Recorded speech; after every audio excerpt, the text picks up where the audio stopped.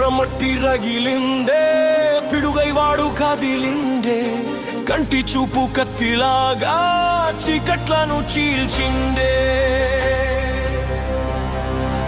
అడుగు తీసి అడుగేస్తే అవధులన్నీ చెదిరేలే, పెద్దిగాడు దిగుతున్న